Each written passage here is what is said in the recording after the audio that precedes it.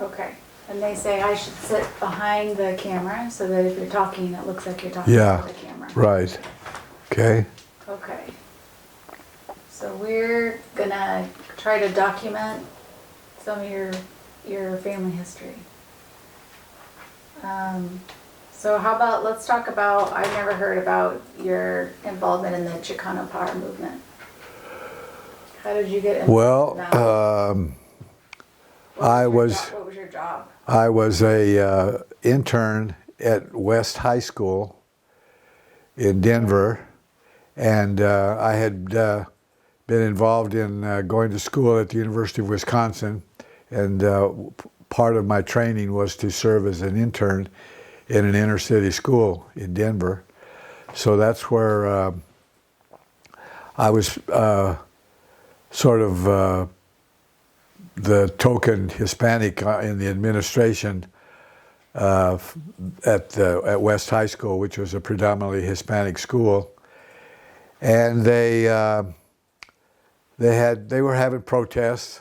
Corky Gonzalez was the key Chicano activist that lived in the Denver area, and he and the guy from California, what was it, Cesar Chavez, were big buddies because Cesar Chavez was doing the West Coast and Corky was doing the middle of the country in the Denver area.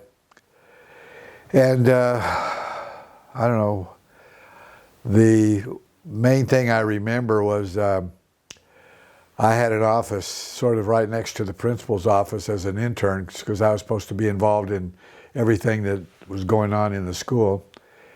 And I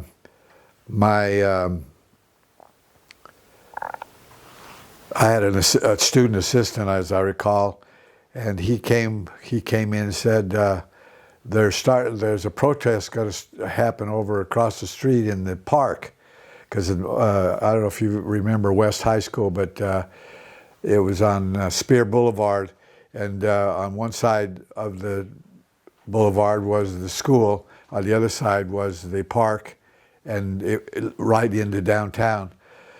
And West High School was not very far from downtown, so the protest started downtown Denver, and all of them started marching to West High School since we were the closest Chicano school, you know, in terms of the protests that were going on. And they had a guy, I'm trying to remember his name, who was the leader of the protesters. Corky? No, not Corky. This was a young kid. He was a student and may have even been a dropout. I don't remember his situation, but anyway, he was kind of the leader. So, and I knew who he was because as an intern, I would communicate with him. We'd chat and talk about what was going on and stuff like that. So he was willing to chat with me about what was going on. So they came up to the school, and they crossed the boulevard, and they sat there for a while, and nobody knew what was going to happen. And so I decided that it was time for. I saw the kid, the young man, towards the front of the protesters, and so I thought, well, I think I'll go out and see what's going on, because I knew him. And so we went out. I went out, and it was kind of interesting because the school was sort of facing the boulevard, and they were over here, and I was in the school building, and I walked out the front door of the school and down the steps to the curb of the boulevard, and this kid met me there, and it was kind of interesting because as I looked around to see what was going on, as he was sort of telling me who was involved and what was going on, what they wanted to do, what they were protesting about. And I looked around, and the building, which was kind of like it wasn't a flat building, it was kind of curved a little bit like this, following the highway, the boulevard. And I looked around, and it was really interesting. all the kids that stayed in the school that weren't protesting, probably all the Anglo kids, were all at the windows looking down, and there down on the street was me and this kid just talking. You know, nobody knew what we were talking about because it was not. There was no microphone or anything like that. I was just asking him questions. What's going on? What's the problem? And I don't know. Can't remember what all we talked about, but mainly just sort of let him talk and vent what the protest was all about. And the idea was that what I tried to do is convince them that I was in the office and I was taking. Oh, I know what they were complaining about. They were complaining about mistreatment of kids. That some kid had gotten beat up by one of the teachers, or I don't remember what it was, but there was a problem in the building. And I said, no, I've been in this building ever since 7:30 this morning, and we've not had any problems like you're describing. I said, because I'm right by the principal's office, and I would certainly know about it. So I explained my role. He didn't know what all I did there as an intern, because it was a fairly new position. And so we talked over it. I convinced him that there was no problem. There was nothing going on. It would be nice if they would, head back towards town or wherever they came from, because they weren't obviously going to school that day. And that was kind of the end of it. The whole thing lasted probably maybe a half hour. So who were the protesters? Were they students, or they were students. They were primarily young students, high school students, and so there were a few of Corky Gonzalez's. I don't know what they called them. Organizers and so on, but they weren't. There was nothing. What they were doing is they were protesting downtown Denver, where the state capitol is located. Right. It's probably maybe a mile, 2 miles from West High School. So when they heard the rumor that a kid had gotten beat up by somebody in the high school, they were going to come down and check it all out and see what was going on and do something about it, I guess. Retaliate. I don't know. Who knows what they had in mind, because they were really upset, because whoever reported that there was a fight or an assault on a Chicano student, they were ready to do something about it, retaliate, I guess.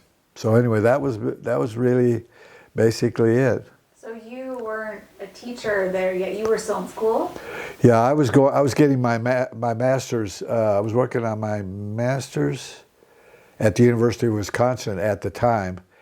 And since I was assigned from the Denver Public Schools to this program in Madison, Wisconsin, University of Wisconsin, I was assigned to the Chicano School in Denver, Colorado. We had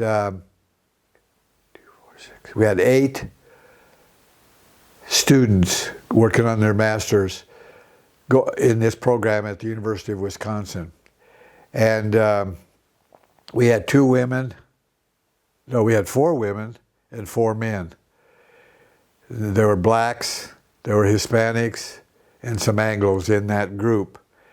And so anyway, I was assigned to West High School. Others were assigned to the African American school in Denver, and some of them were assigned to the Anglo schools, because Denver was going through a court desegregation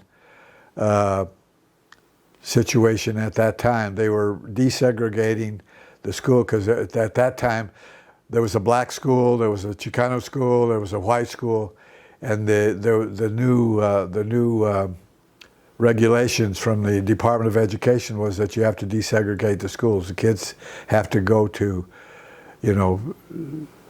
schools that are not predominantly of their race or culture. So that was why I was assigned to West High School. And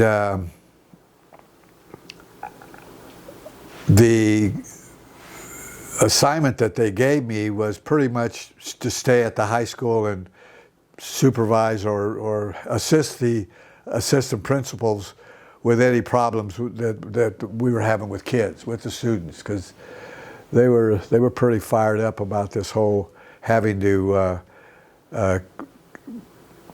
change schools because of the court order that we were under. So my involvement with the Chicano movement at that time was pretty much dealing with court-ordered schooling in Denver, Colorado. And so what was the program at Madison was related to desegregation? Well, it was a yes and no. It was a federally funded program, and the reason Denver got involved with it was because the superintendent for the Denver Public Schools was a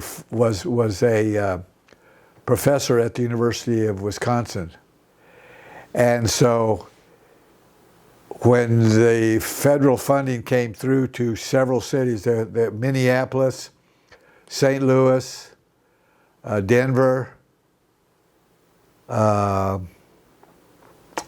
gosh, I can't remember all the schools that were involved in it at this time. Huh? There were a lot of schools. Well, there were like 10 or 12 school districts that were involved in this federal program, and Denver was one of them, and so that's how I got involved, or I was involved in it. So I was working on my master's at the time, and my assignment included a one-semester internship, and that's why I was in the Denver in West High School. And it lasted a semester, and when it was over, I went back to Madison and finished up my program there, and came back to the Denver Public Schools, and just see, at that time I came back to the DPS. Oh, and that was one of the reasons why I left the DPS.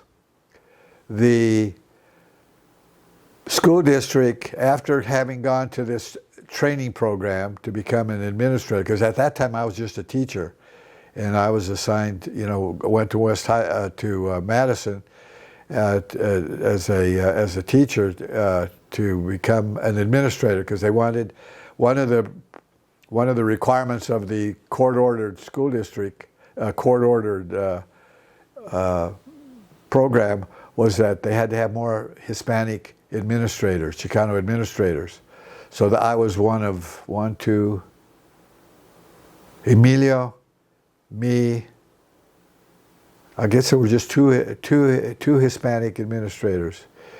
And so anyway, when the program was over, and I came back to the Denver Public Schools, back to work, they decided that they assigned me to be in charge of discipline in the principal's office. And I said, what? I said, I just went through this training program to become an administrator, and you're assigning me a position to, take care of these rotten kids that were acting up and all this stuff. Anyway, the reason I left the Denver Public Schools was that fall we had the dance. What was it? What dance was it? What dance would they have in the fall?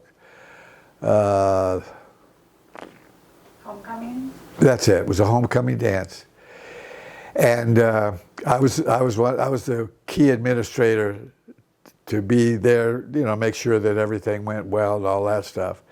And it did. It went pretty well. We didn't have any serious problems. The kids had a good time and all that.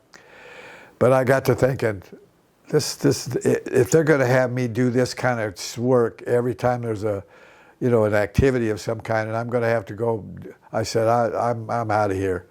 So I turned in my resignation. That's when we moved to the University of Oregon in Eugene, Oregon.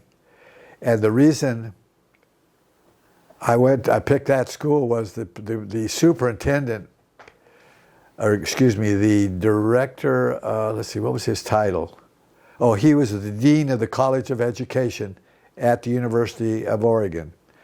He was the principal at he was the superintendent of the Denver Public Schools when Denver got involved in this federally funded program with the desegregation. So he was already in in Eugene, Oregon at the time. And so I was looking for a job, and I went to over on the West Coast, started in San Diego, and we worked our way up through LA. We went into all of California and ended up in Eugene, Oregon. And I knew what was his name? Bob Gilberts was the superintendent, or the dean of the College of Education. I knew he was already there. So I went in to talk to him, told him what was going on, told him why I was leaving the DPS and all that. And he was, of course, disappointed in my doing it, because it was kind of his reason why I was one of the participants in the program in the first place.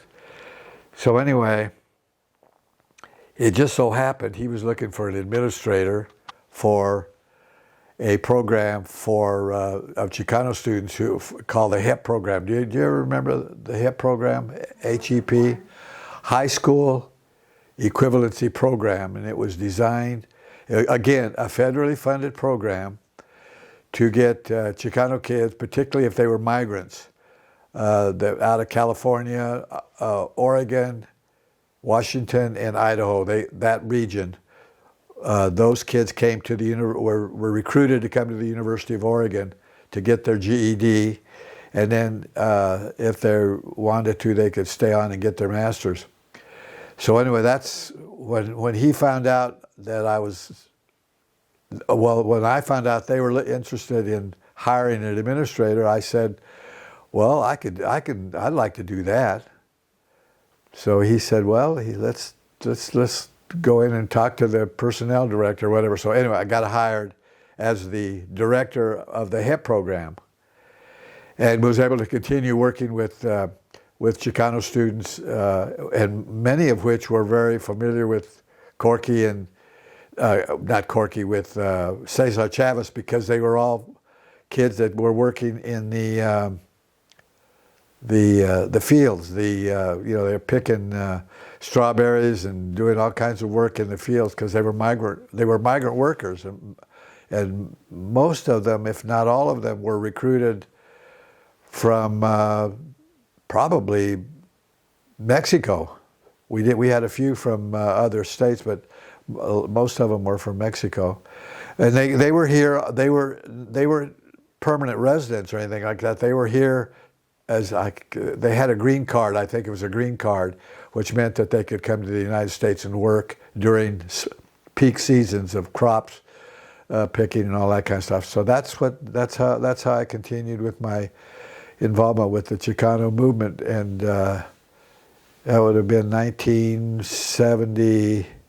Gosh, early 70s, I guess. Julie, we're still. Well, Michael was born there in '79. Yeah. Okay. Yeah. Well, so the federally funded program in Madison was supposed to bring probably some cultural competency into the Denver Public Schools or other schools. No, it was the HEP program was just designed to get. No, the original one in Denver. Oh, the